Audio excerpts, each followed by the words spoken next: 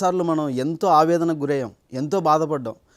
వీళ్ళు కనీసం ఒక బాధ అనేది లేకుండా మన దేశ పౌరులు చనిపోతూ ఉంటే, ఆడపిల్లలు బాధపడుతూ ఉంటే, వాళ్ళ పసుపు కుంకాలు దూరం అవుతూ ఉంటే కనీసం బాధ అనేది వీళ్ళకి లేకపోవటం, వీళ్ళని చూస్తే ఎలా అనిపిస్తుందంటే మేడం, ఉగ్రవాదుల కంటే వీళ్ళు ఇంకా కరుడు కట్టిన ఉగ్రవాదుల కంటే దారుణంగా ఉన్నారు. భయంకరమైనటువంటి క్యానిబాల్స్ అంటారండి వీళ్ళని. అంటే ఏంటో తెలుసా?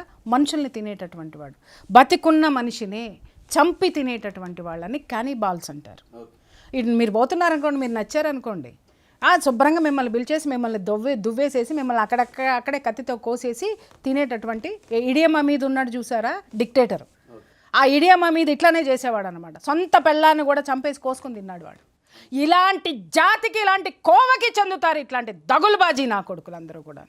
నేను చెప్తున్నా, ఇంకొకటి చెప్తున్నాను, భయ్యా సన్నీ యాదవ్ బొచ్చు ఏ దరిద్రమో కానీ వాళ్ళ తల్లిదండ్రులకి ఒక సంఘటన చెప్తున్నాను. అమ్మ తల్లివి కదా నువ్వు, చెప్తున్నాను, నీ కొడుకు చేస్తున్నటువంటి పనుల వెనుక విషాదము, ఎంత భయంకరమైనటువంటి నగ్న సత్యాలు దాగి ఉన్నాయి. మీకు గుర్తుందో లేదో, గోకుల్ చాట్కి సంబంధించిన పేలుళ్ళు మన హైదరాబాద్లో 3 ప్లేసెస్లో జరిగినాయి.